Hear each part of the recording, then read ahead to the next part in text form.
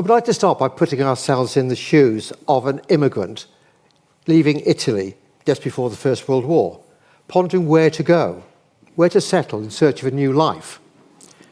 The choice of our immigrant would be to catch a steamship, perhaps to New York, or possibly to Buenos Aires.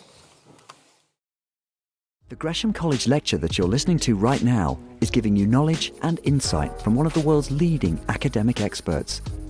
Making it takes a lot of time, but because we want to encourage a love of learning, we think it's well worth it. We never make you pay for lectures, although donations are needed. All we ask in return is this: send a link to this lecture to someone you think would benefit, and if you haven't already, click the follow or subscribe button from wherever you're listening right now. Now, let's get back to the lecture. In 1910, it would be a tough choice about which destination to choose. Argentina at that point was one of the wealthiest countries in the world. But the choice made then would have great consequence for the migrants' descendants a century later. Let me start off by looking at the difference between income levels in the two countries and with other settler economies that exported primary products like wheat, such as Canada. And you see from this graph that Argentina, the blue line, starts off more or less on a par there with Canada, a bit below the United States, but then look at the huge divergence which starts to take place in the interwar period. Argentina now, along with other Latin American countries, lagging far behind in terms of income per head. So in 1929, just before the Great Depression, Argentina was still a member of that group of rich countries. From 1960s, as you should see on that graph, it would have been better for our migrants' grandchildren to have stayed in Italy. As a percentage of income levels of rich countries in the OECD, Argentina fell from about 84% of the average level of those rich countries in 1950 to 65% in 1973 and only 43% in 1987. By the early years of this century, income was only about 40% of the level of Western Europe, whereas, as you saw in 1910, it was on a par. So what went wrong is what I want to ask today. This is what is called by economists, historians, the Argentine paradox. How to explain a 60% relative drop in income levels. And as this graph shows, it was not just Argentina. Latin America as a whole did not do well, but you see that Chile, which I'll be coming on to at the end of my lecture, did start to improve in the 1970s. So we will need to be asking, why did Chile manage to pull ahead somewhat? To understand that more recent trajectory of Argentina, we should start from an understanding of its economy before the First World War. I'm a historian, so I like to start with the historic roots of the patterns which I'm looking at. Because it was the pattern set before the First World War which led to various problems. It led to social and political problems that limited the ability of Argentina to sustain growth and high income.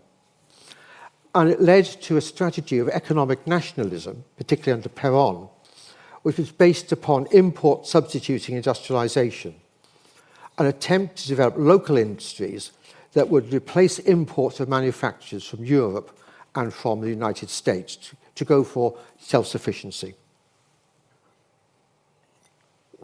So let me start then by looking at Argentina from its independence in the 1820s through to the beginning of the Great Depression in the 1920s.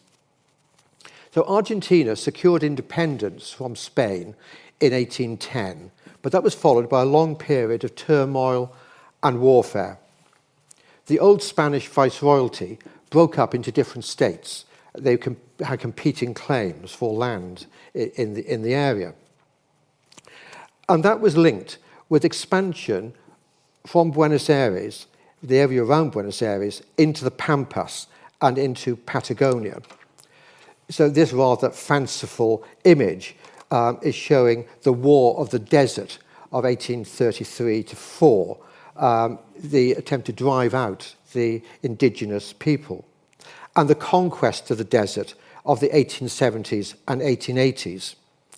It involved the defeat, perhaps the genocide, of indigenous people. It also involved the suppression of the gauchos. These were people very often of mixed descent, of Indian mothers, Spanish fathers, who roamed the pampas, living off feral wild horses, cattle, and game. They fought against the Spanish in the wars of independence. They fought in the Spanish War, in the Desert War.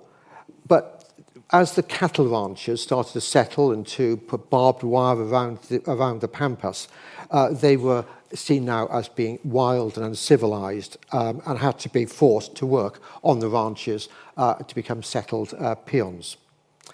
So it's a period of instability.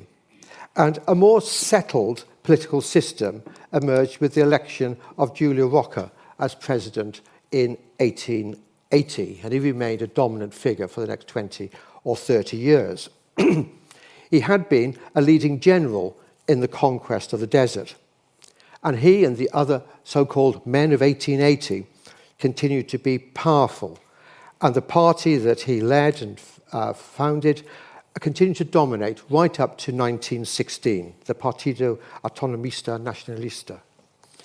So they retained power despite quite a wide male franchise by ballot rigging, intimidation, and if all else failed, the president could impose his own wishes. And of course, he had the army at his disposal.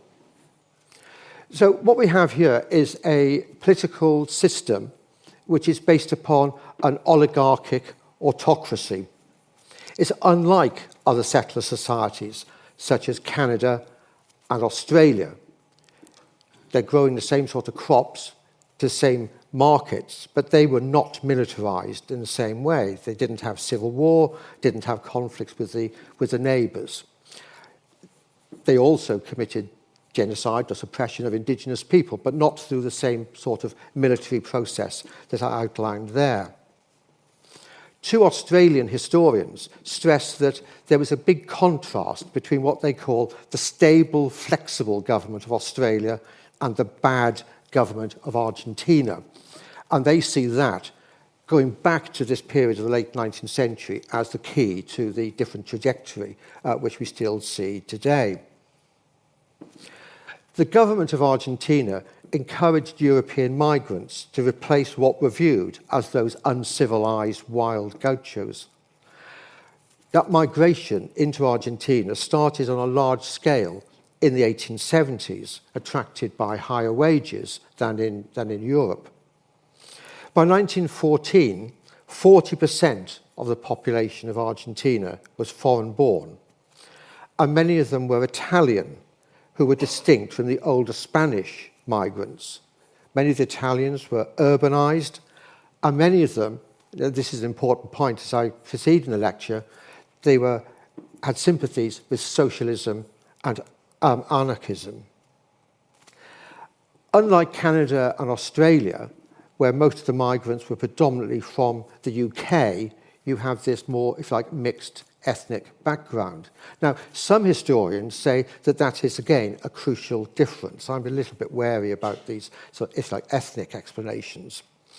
But at least some historians, and I quote, say a crucial difference was the political tradition and the origins of the immigrant population coming from Britain compared with Southern Europeans in Argentina. There seems to be a little bit of, if you like, Anglo-Saxon superiority about that argument. And I'm going to be putting forward a somewhat different take on why there were differences.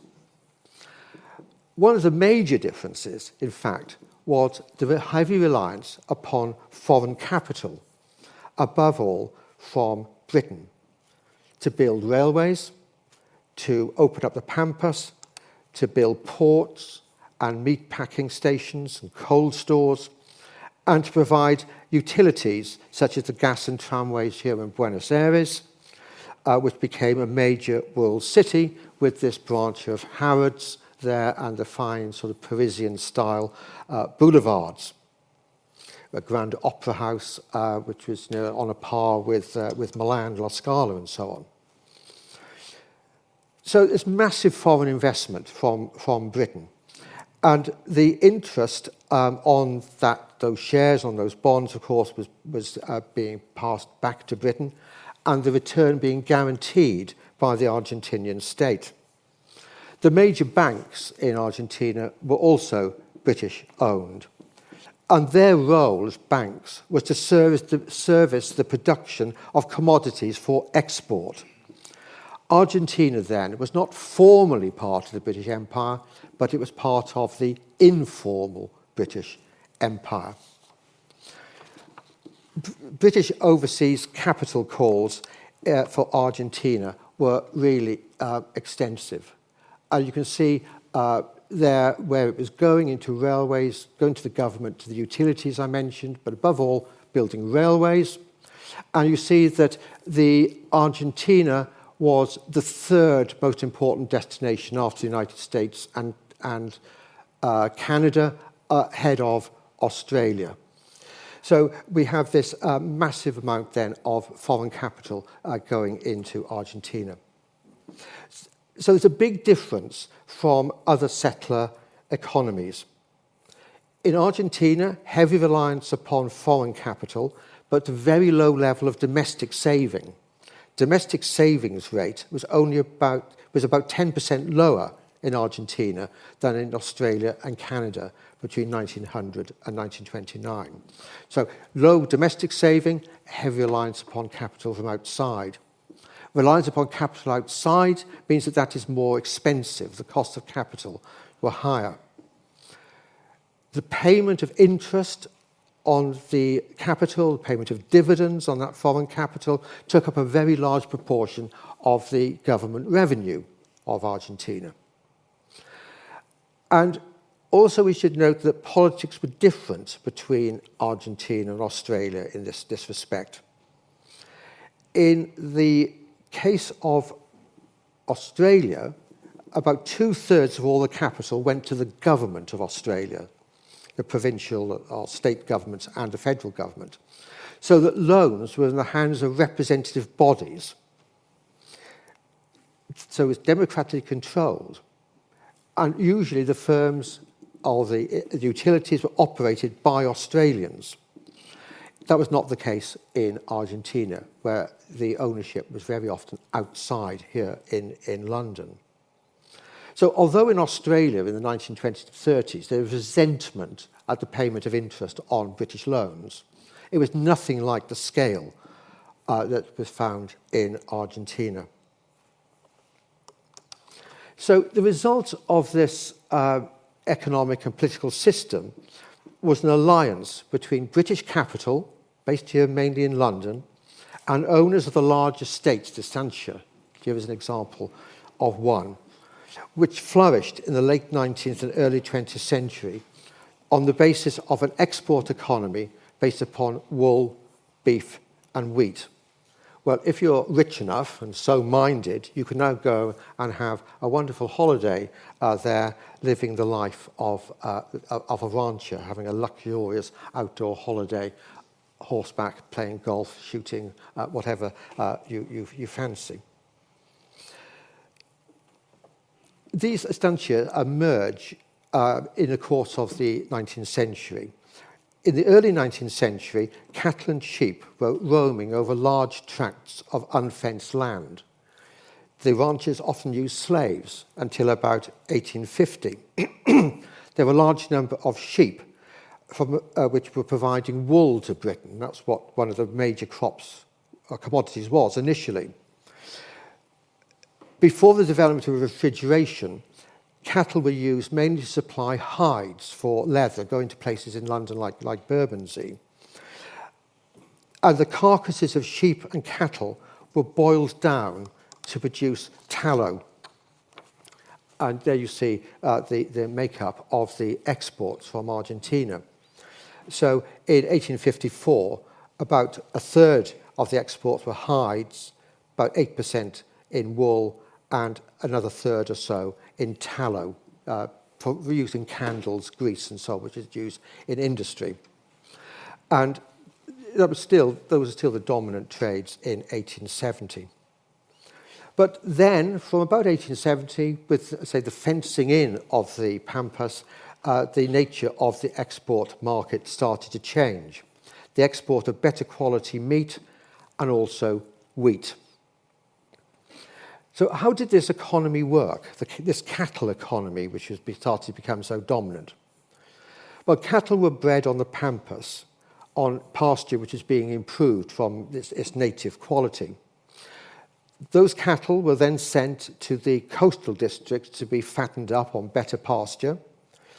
And that meat trade was initially in what was called jerked beef, air-cured and salted, which is largely sold up into the Caribbean and Brazil to be used on slave plantations.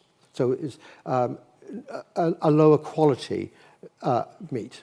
But then you see the emergence of frozen beef coming in, massive expansion from 1894 up to the First World War, and the beginning of chilled beef, even if at higher quality rather than frozen. So this development is being controlled by largely British firms. There are huge enterprises, the ranches. One hacienda, the San Jacinto hacienda, had 100,000 cattle and 10,000 horses on 244 square miles. So these are massive ranches, but they're dominated by the cold store firms that are based on the coast. And those cold store firms and refrigerating plants and refrigerated ships were controlled by foreign interests, a very few firms. So unlike in Canada, Australia, where it was very often the ranchers controlled the trade, they would supply their cattle to the slaughterhouses and the meat packers. In this case, it's the meat packers dominate the internal trade. And most of those meat packers, refrigeration plants, were owned by, as you see here, the Anglo Company. This is the Vesties, who own, if some of you of a certain age like me can remember Dewhurst butcher shops on the high streets. They owned these big meat packing plants, slaughterhouses, cold storage in Buenos Aires, in London, just up the road here. They had one in Smithfield. They owned the Blue Star refrigerated ships. It's one of the massive companies, one of the richest families still in Britain. William Vesty went out, first of all, to Chicago, sent by his father, who was a Liverpool produce merchant. He went to Chicago in 1876, then moved to Argentina in 1890. He opened his first cold store in Liverpool in 1890, set up the Union Cold Store, the Blue Star Line, and a chain of 2,635 butcher shops, as well as some cattle stations himself that he owned. So this system created an alliance of breeders, fatteners, railways, meat packers. It was a narrow oligarchy of large landowners who dominated the government, unlike the small farmers in other settler societies. They worked with British capital in a common interest in expanding exports. At the end of the 19th century, there was also a growth in wheat production for export. The acreage of wheat grew by tenfold between 1890 and 1914. But again, this wheat farming was unlike the pattern found in Australia and Canada. In Argentina, there were not very many small family-owned and farm properties. The farmers were predominantly tenants, and the land was held by the large owners who could turn it over at some point to cattle. It was a flexible system which allowed them to switch easily between wheat and cattle. The tenants, many of whom were Italian, would only hold the property for 3 years at a time. They would improve the property, improve the land, and then the landowners could take it back without compensation for the improvements which were being made. So the Argentinian tenant farmers were more or less nomadic. They didn't settle down in communities. They lived on a temporary basis in sort of shacks. They didn't have a very powerful community life. They didn't have such democratic politics. It was the large landowners who dominated and had enormous political power. And that reflected the land policy that was adopted by the government in Buenos Aires, or rather in Buenos Aires province and other provinces, because it was a provincial matter to decide how land was distributed, not the federal government, unlike in Canada and Australia, where the federal government decided. So in some provinces, like Santa Fe, the provincial government did try to support small farmers, but the major large provinces, the province of Buenos Aires, did not. They ensured that most land was held by large estates with an established landed elite. The tenants were often required by the landowners to grow a crop of alfalfa, which was used as feed for cattle.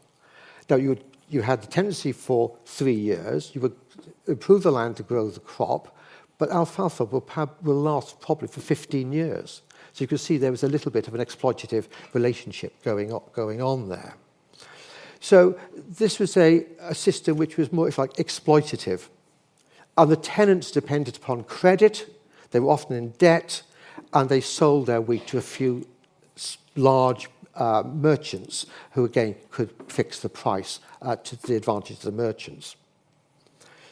So there was also immigration going to Argentina, but a lot of the profits, I'm suggesting, were going to the landowners. Let's contrast that with the experience of the prairies of Canada. There, family farms were much more powerful, more dominant, and tenancies were secure. And that reflected the land policy of the federal government. There was no established landed elite, and in Canada, the government adopted the homestead policy in 1872, which followed that of the United States of America of 1864, distributing land more or less free to anybody who was willing to settle on it. So you have owner-operated farmers, a settled population which built houses, communities, schools, churches, and very often had cooperative ownership of the grain elevators, so they were more controlling who made the profit from it. So you have this big difference, which you should see in this table here, showing how dominant owner-operators were in Canada compared with the Pampas in Argentina, where renters were dominating. So a big, if you like, social, political, economic difference between these areas. And much the same would apply to Australia as to Canada. So the prosperity of Argentina before the First World War rested upon circumstances that limited the prospects of long-term growth. So I'm suggesting that already, even when Argentina was one of the richest countries in the world, there are limits to what could happen with long-term growth. And strains were already becoming apparent before 1914. One of those strains was over debt and finance. The economy was heavily indebted outside. The government also borrowed heavily. The cost of servicing the debt took up a high proportion of revenue, therefore it wasn't available for schools, for education, and so on. In 1890, there was a major recession. The servicing of the debt became really very, very difficult. And that exposed Baring Brothers, the great merchant bank based here in London, the dominant merchant bank for lending to Argentina. Barings almost went bust and had to be bailed out by the Bank of England. It was potentially like the global financial crisis of 2008. Very, very serious. And that really hit Argentina as well. This threatened the political order in the area. The corruption of the government, the lack of political freedom and rights, the selling out to foreign interests. It led to the revolution in the Park in 1890 in Buenos Aires, when the civic union protested against corruption of the government. They called for political rights, for freedom, for liberty.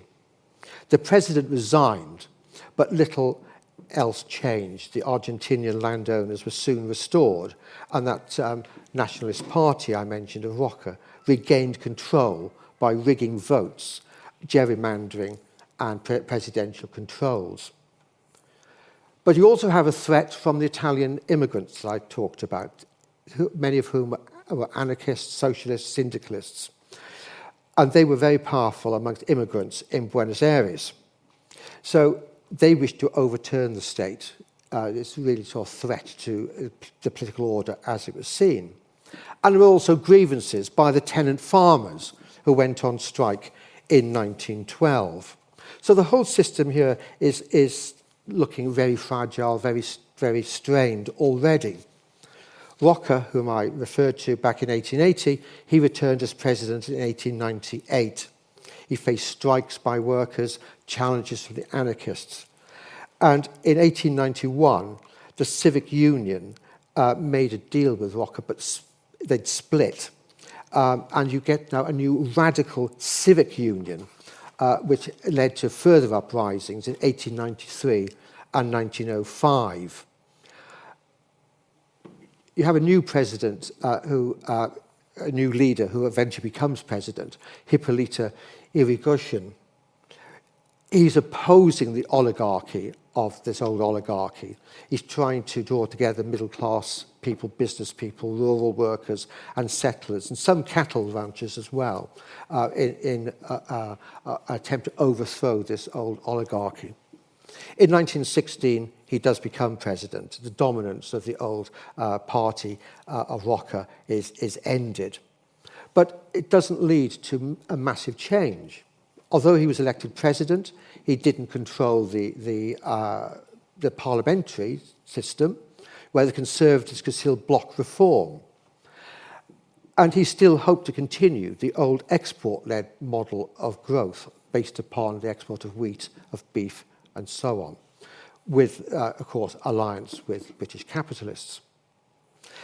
After the end of the First World War, he combined repression of strikes with some concessions to the workers in terms of minimum wage legislation. So he's combining something which Perón is going to do, if like, repression with welfare benefits. So what I'm arguing here is that the whole basis of the Argentinian economy is very fragile. Argentinian prosperity in 1914, before 1914, was not upon a very secure basis. It rested upon a combination of exports dominated by great landowners, financed by British capital, that led to a corrupt oligarchic government with the support of the army.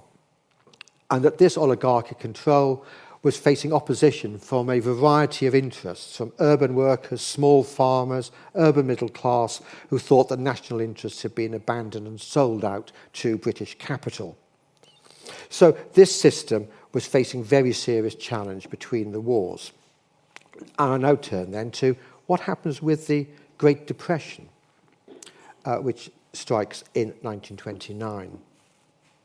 Well, Argentina had been prospering before the First World War on the basis of an open world economy, free movement of capital, free movement of labour, open trade.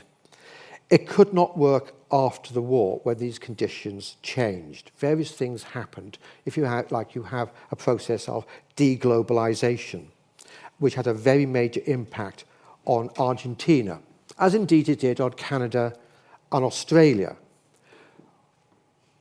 But what happens in Argentina is that policy choices make the situation far worse. So deglobalization hits all of these settler economies, undermining the model of growth that existed before 1914. Let me just mention the major things which happened. First of all, is capital.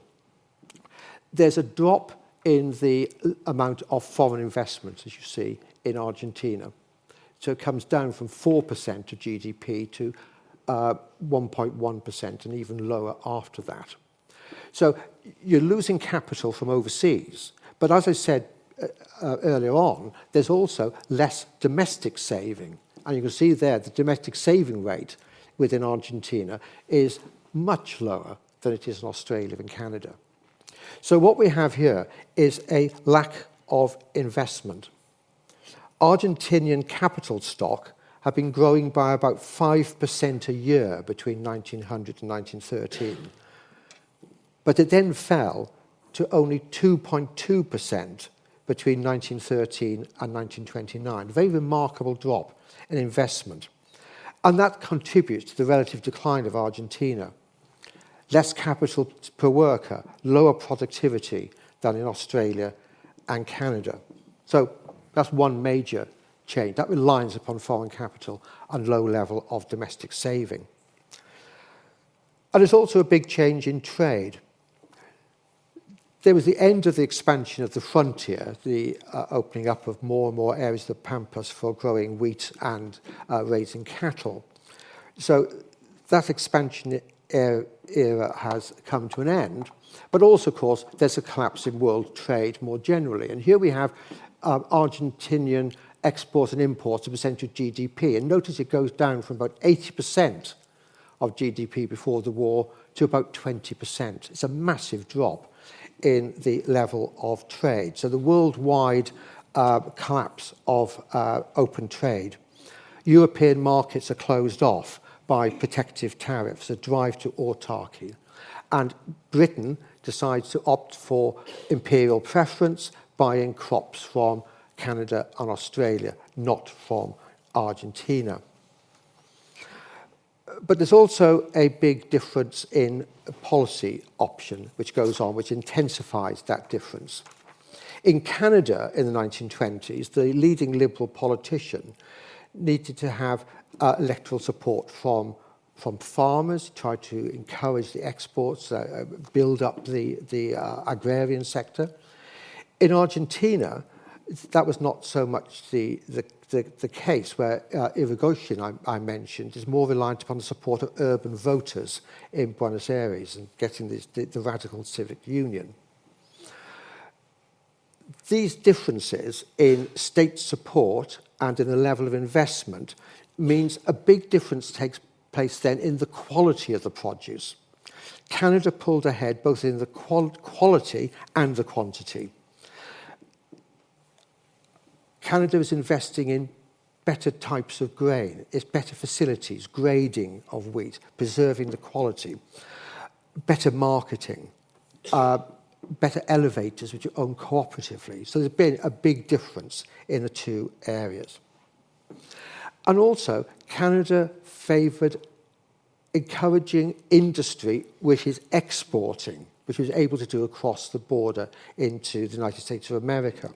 That was not so easy for Argentina to do. Argentina turned to import substituting industrialization, tried to encourage its own industries to replace imports from Britain and the United States. Now, I've been talking here about Argentina. I should say that every country in Latin America, all major economies in Latin America, had the same problems. Same thing applied to Chile, which was an exporter of mainly nitrates and copper, to Brazil with its coffee, rubber. All of them were facing the same problems in the interwar period. Those problems were a fall in the terms of trade, the amount of manufactured commodities you could buy for a particular unit of export commodities. The price of export commodities dropped by about a third compared with the price of manufactured goods which were being imported.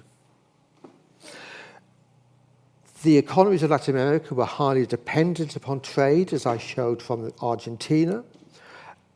So with a fall in the value of those commodities and in the quantity of those commodities, it also hits the tax revenues because they relied upon the export duties on a lot of these commodities, so they're hit in their revenue. So all of this has a major impact. Fall in the price of commodities, fall in the quantity of commodities, it's immediately going to hit the level of the economy. One response then is to devalue your currency. If you devalue the currency, you have to pay even more money to service your foreign debt. And the cost of servicing the foreign debt was as much as 70% of total government revenue in some countries in Latin America. So it's a really serious crisis. And a common response throughout Latin America and in Argentina was to turn from this export-led growth to the import-substituting industrialization. Develop local industries to replace imported manufactures, often complemented by labour codes that gave a right to workers to unionize within a corporatist system of conciliation boards which represented workers, employers, and the state. That was a way of containing radical working class movements. But it was a way then of building this corporatist economy, which some people would see as being on the same lines as fascist Italy. People like Vargas in Brazil were particularly keen on building up this sort of system. So the political situation in the 1920s in Argentina and in other countries in Latin America was unstable.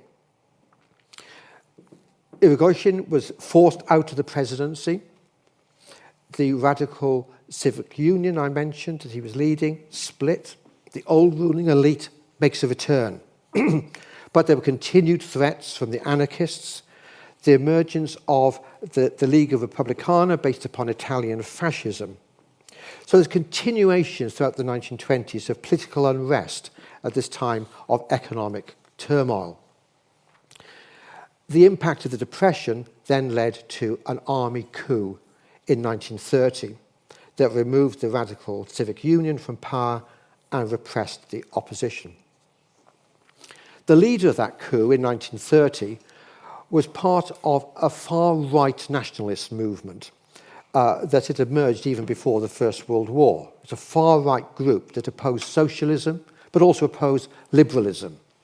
It supported the Catholic Church and its hierarchy, the large landed estates, expressed hostility to foreigners. It wanted to regain land ceded to neighbouring states like Uruguay. It aimed to create an organic corporate society that would restore harmony between classes on the lines of the papal encyclical Rerum Novarum of 1891. So the general who launched the coup in 1930 was part of that far-right movement. He was considered to be too far-right even by the other generals who replaced him in 1932 by a more moderate general, if such a thing is possible. And thereafter, the government was in the hands of a military-oriented conservative elite with continued conflict with radicals and fascists. The 1930s has been called the infamous decade. In 1933, a treaty was reached with Britain to sell some commodities from the pampas, the wheat and cattle, to Britain, but at a very modest level compared with what was coming from Canada and Australia, and with strings attached, that Argentina had to buy British goods. The market had to be controlled by British merchants, by British firms in Argentina. So, of course, that stirs up even more nationalist outcry. A new central bank is set up to stabilise the currency, but it is under advice from the Bank of England. The government does introduce strict regulations to support prices to try and limit overproduction, because this can then lead to great rigidities in the economy. The currency is depreciated, high tariffs are introduced. So in pushing this import substituting industrialization, the market is being distorted. High prices for capital combined with lack of investment. So there's, again, this rather rigid system which is not able to respond very well to what is happening during the 1930s, a trade war, rising tensions throughout the world. In 1943, there is another military coup. And we have the emergence of Peronism. After the coup of 1943, Peron became the Minister for Labour. He's an army officer. He worked with trade unions, and that led to resentment from his colleagues in the military junta. He was working with the trade unions to improve the conditions. It looks as if he's becoming too popular. He was dismissed and imprisoned, but then was released on popular demand, and in 1946 was elected president, and of course his wife, Eva, was highly popular and politically active. Peron is really building upon the policies I was outlining of that, if you like, far-right general I referred to, who came to power in 1930, and building upon import substituting industrialisation. He was advocating a policy of social justice, economic independence, political sovereignty designed to restore the moral and material greatness of Argentina. To coin a phrase, he wanted to make Argentina great. It was an anti-capitalist populist nationalism, a third way, as he saw it, between communism and the free market. The ideology is difficult to pin down. To some, it was a form of fascism. To others, it was a sort of left-wing populism. To others, it was even something more akin to Roosevelt's New Deal. So Peron had been part of the coup of 1930. He had some similarities with that ideology I outlined. But after he lost power in 1955, and before he regained power in 1973, he turned to the left. He supported Castro. He was welcomed by Catholic liberation theology. And Peronism has continued to be this rather difficult thing to pin down, different ideological strands, ranging from socialism to paternalistic conservatism. And you see there on the screen some of the main principles. Let me just outline some of them very quickly. It's a true democracy is one in which the government does what the people want. It protects only the interests of the people. It's of the common people. The elite is anti-people. There's only one class of persons, those who work. Working creates the dignity of man. It's a duty. It's fair that everybody should produce as much as they consume. That's against the rentier group. Two arms are social justice and social help. Justice and love to the people. It balances the right of the individual and society. It wants a social market, puts capital at the service of the economy. It carries out social justice, which gives each person their rights in accordance to their social functions. It wants an Argentina which is socially fair, economically free, and politically sovereign. You can see how that could be taken in all sorts of different directions. What did he actually try to do?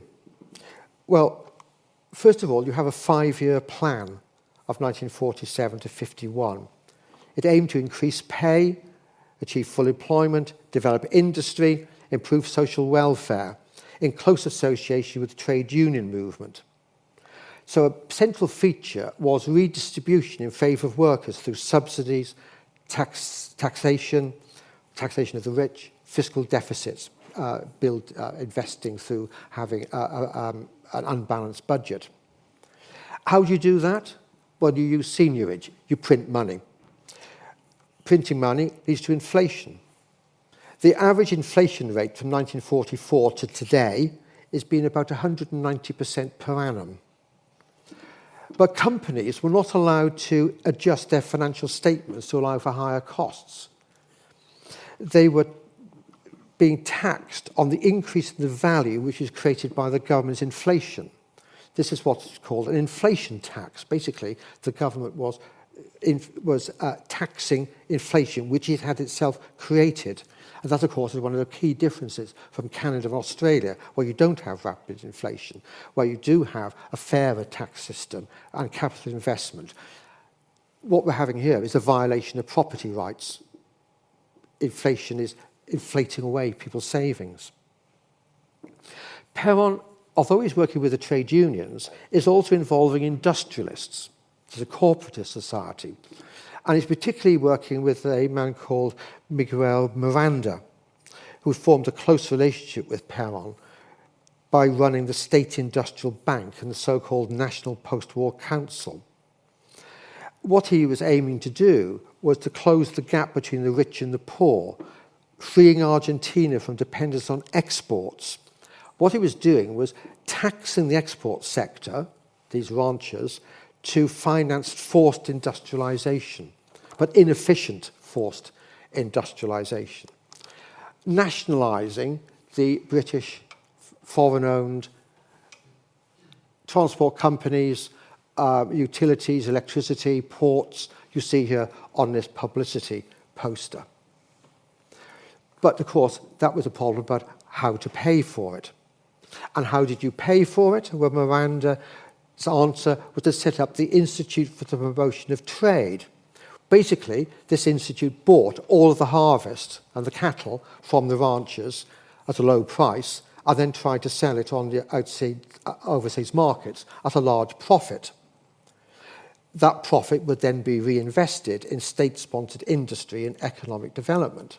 It would also pay for welfare schemes, higher wages to boost the domestic market.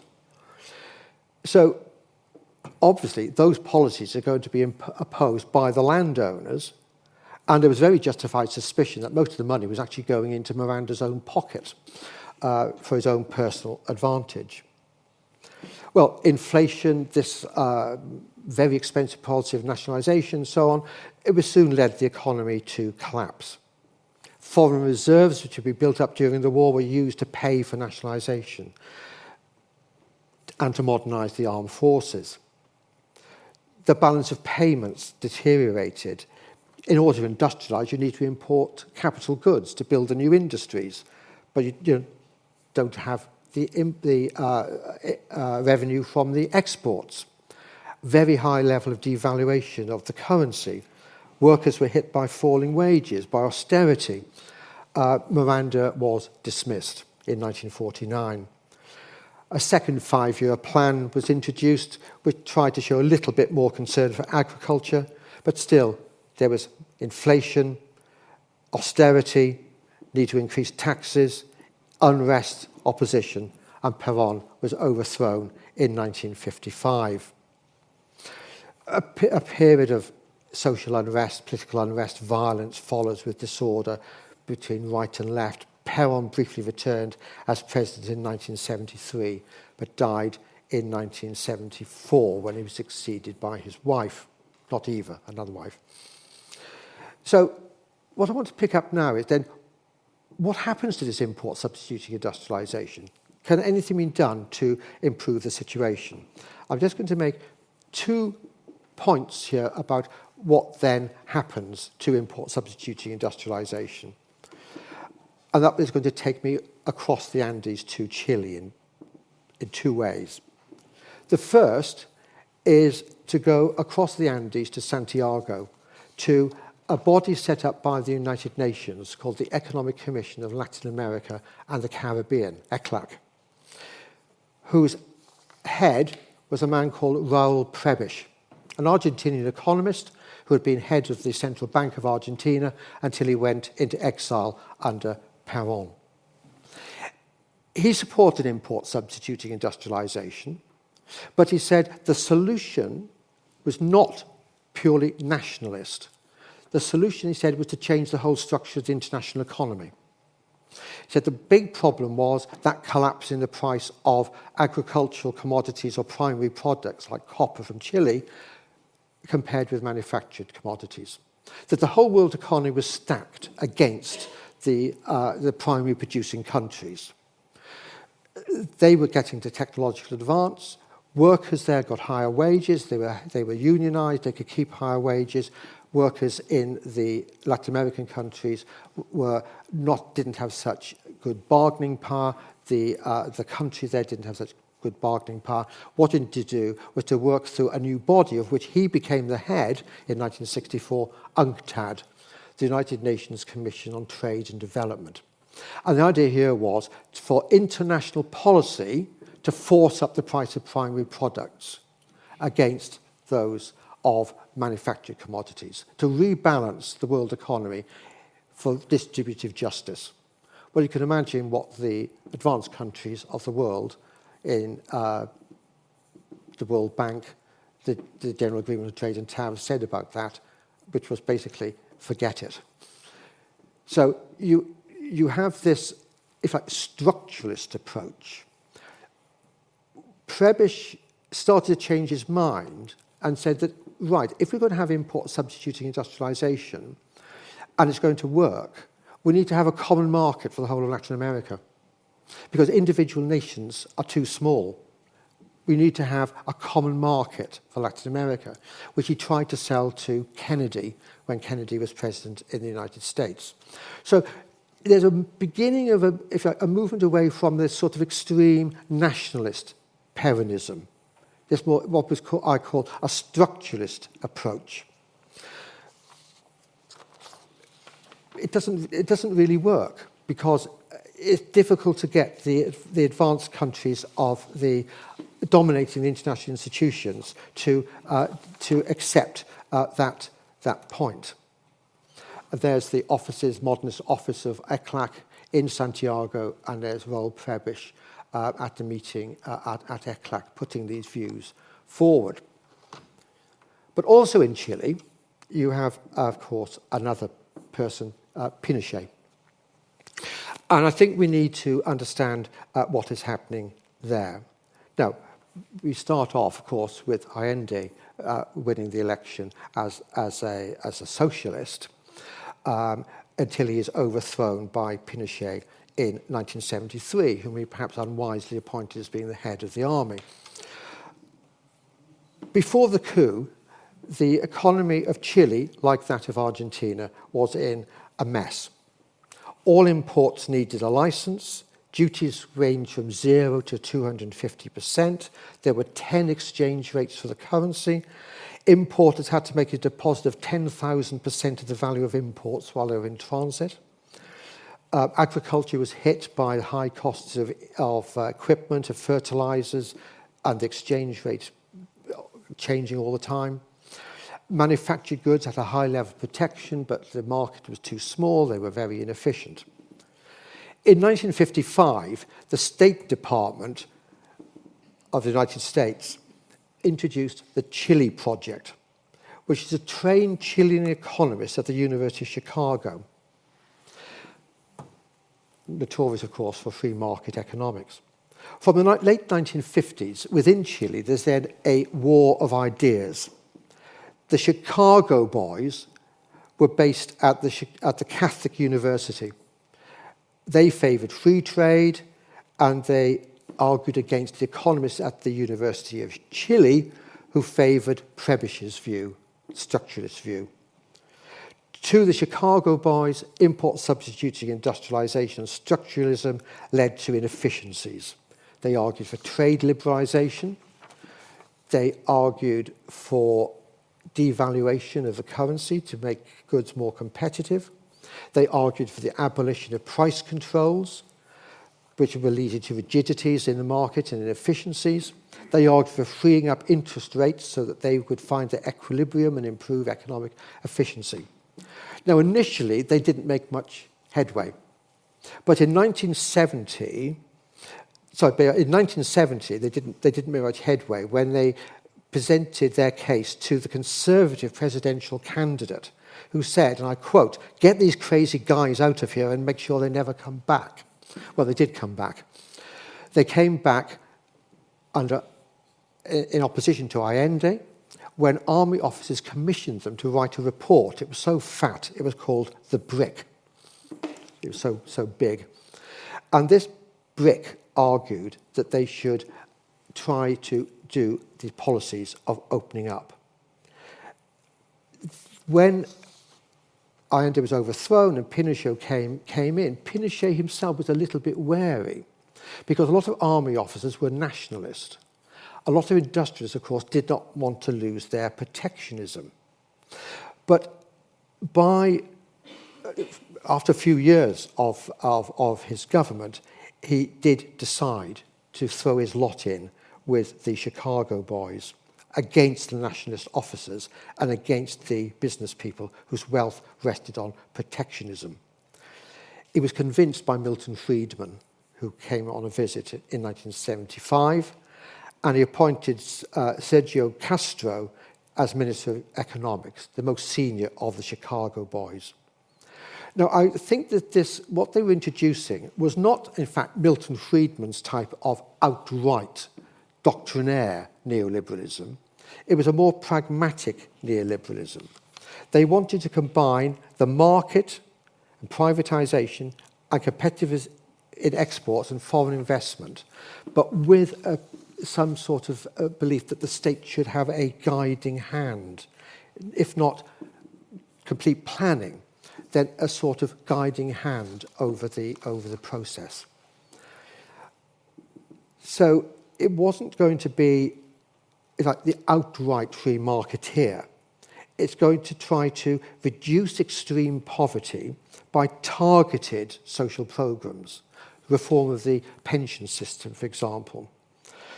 They stopped the outright land reform, which Allende was going in for, and encouraged farmers to grow crops like peaches and apricots and avocados, which could be sold to the north in the off-season.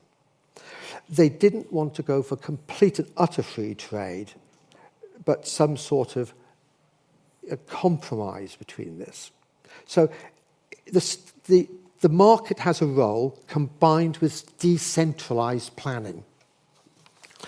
I think that policy which introduced was then continued very much after the return of democracy in 1990. Many of those ideas were continued both by Christian Democrats and by socialist governments in Chile, alongside improved welfare policies. It's been defined as inclusive neoliberalism. So the idea that there is a very, if like, simple Washington consensus of neoliberalism, it doesn't seem to be quite right. Well, my conclusion then, let's pull out the main stories out of this. As I said at the beginning, there was a 60% drop in Argentina's relative income. Same thing happened in many other countries, but as you see, Chile started to recover some of its share from the 1970s and 1980s. Why was there this massive drop? Well, it goes back to the agrarian structure of large estates versus the small family farms of other settler societies. It's about the ownership of large estates being in alliance with British capital, and that British capital needed to cover low savings rates internally, but also leading to resentment more than other settler societies. When capital imports dropped, there was low savings, lack of investment, inefficiency, low productivity. The political system lacked stability. The autocratic power of the conservative elites led to opposition from socialists, anarchists, populist hostility to foreign control. Then it turned to import substituting industrialisation under Perón. The state policies limited growth. Import substituting industrialisation distorted the economy with subsidies, controls and tariffs. And that reliance upon inflation as a strategy of finance was destructive of property rights. Now, we could think back, if any of you heard my previous lecture on South Korea and Japan, to what they did. There, governments were very clear that they should not be controlled by foreign capital, that they should build up a high level of domestic savings. Their states had a clear industrial strategy, but it was based upon exports in key sectors. Now, the question which is facing us now, facing Argentina now, with its new president, is can Argentina break from its current problems and regain its position? Well, I don't think the prospects are very bright. Thank you.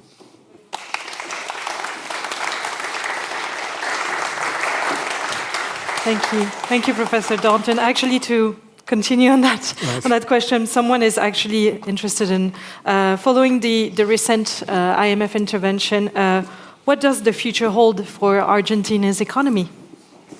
Well, historians are very good at looking at the past and not so good looking at the future.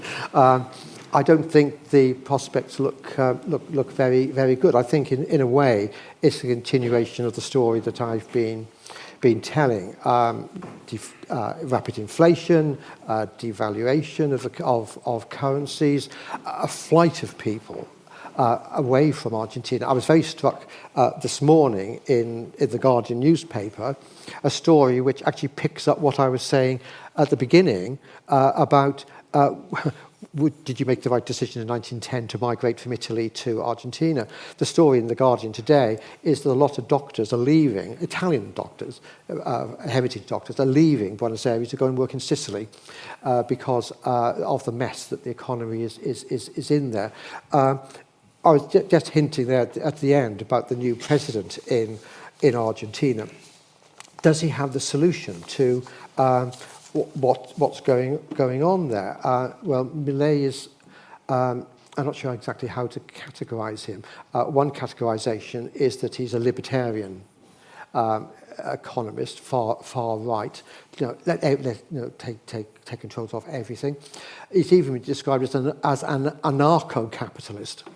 Anarcho-capitalism, if any of you have read the book by Quinn Slobodian, Crack-Up Capitalism, is a way of, if like, hollowing out the state and creating areas of economies which are completely outside any sort of state control. So it's difficult to see exactly what he's doing.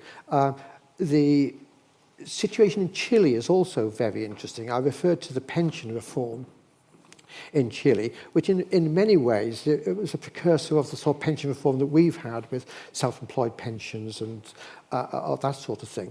Well, there's been riots in Santiago against the pension reforms, which are not delivering the sort of level of income which is had been anticipated, had been promised. So the prospects there of Chile, which I was saying looked as if, whatever one might think about the appalling behaviour of the government there, the economy did recover, and some of the policies were then followed up afterwards. It now looks as if that's hit the buffers. So I'm a bit gloomy. Sorry. Can I please ask you, there have been several things you have mentioned, totally ignoring the severe differences in all these Latin American countries. But there are several things you've said several times. First and foremost, can I correct you? Salvador Allende was not overthrown by Pinochet. Salvador Allende was murdered. The declassified documents from the CIA are clear. CIA involvement, murdered in his palace. Last year, several articles analyzed and mentioned that situation again. He was not overthrown, he was murdered by Pinochet. You said twice the danger of anarchist and socialism to the economy. And then you said again, hostilities to foreign control. I think what you haven't mentioned here is the enormous inequalities and the gross poverty that existed in all these Latin American countries, and that for centuries it was the control of foreign companies. Yep. The cannibalization of the resources of the Latin American countries by Spain, Canada, America, with their companies, that caused these economic instabilities in Latin America. Could you please say something about that? Because you have totally ignored that aspect of it. First of all, on Allende, whether or not he was murdered or committed suicide, I think the government was overthrown, it was replaced, so I don't see we agreed that whether the government ended by whatever process. The CIA was obviously involved, American corporations were involved, the government was overthrown. I thought I had talked about the way in which foreign capital controlled and took out profits from these countries. It's not only true of what I was saying in Argentina, it's true of Chile, where the copper companies were owned by US companies. It's true of Honduras or wherever with United Fruit. It's true of Venezuela with the oil companies. Within a lecture which is already too long, I thought I'd concentrate upon Argentina, where the ownership of British capital was obviously huge and was deeply resented. But it's different from Australia and Canada, where a lot of the money there went to the governments of those countries which controlled it democratically. So there's a difference in how foreign capital is perceived. So I think I was making the point that you're making. I think we agreed that there wasn't a lot of extraction from these economies, which would have started, of course, under the previous imperial regimes of the Portuguese Empire and the Spanish Empire. So I don't think we're widely apart on that. And of course, there's huge inequalities, poverty within these countries. So yeah, I don't think we're actually disagreeing. Moving forward, actually, someone is asking: did the debt crisis experience by Latin America in the early 80s contribute to the ideological actually consolidation of the Washington Consensus that you described, or neoliberalism in general? Yeah. Okay. So you're thinking of the 1982 debt crisis in Latin America, and then subsequent ones. I think that's a really interesting story to be told. I think what's happening there is there's a huge flood of money going into the countries of Central America, Mexico, Brazil, Argentina, Chile, from money which is produced by the oil shock of 1973. So you have a huge amount of petrodollars which need to be recycled. And whereas the period I'm talking about, the foreign capital is going into these countries largely through bonds and equities in companies, these petrodollars are being put by commercial banks into what are largely authoritarian regimes. And Eduardo Altamura at the University of Manchester is now doing a big project on the provision of this commercial capital through banks into authoritarian regimes. And some of it is actually quite astonishing, which plays to your point with the question, that people like Lloyds Bank, the archives are open, are saying, well, yeah, fine, it's great to lend to these authoritarian regimes. They created stability. People might be disappearing. There might be, but hey, this is safe. Nicholas Ridley, the Conservative cabinet minister, said words more or less to that effect. And of course, Margaret Thatcher was, I think, a supporter of Pinochet. Pinochet is sometimes seen as the beginning of neoliberalism. So I think that, like, financialization, that movement of the banks back into this system is a very important issue. But I think we also need to be a bit careful. The Washington Consensus can be used as a catch-all phrase of extreme neoliberalism. But the recent book by Sebastian Edwards, which is on the Pinochet government, he was actually involved himself as part of that as an economist, is saying that actually there are different strands of neoliberalism. So he was saying that the Chicago boys from the Catholic University were pragmatic neoliberals, and they were following somebody from the University of Chicago, Harburger, who was not as rigid as Friedman. So I think that the new work on neoliberalism is trying to tease out differences within neoliberalism. So, Well, thank you very much.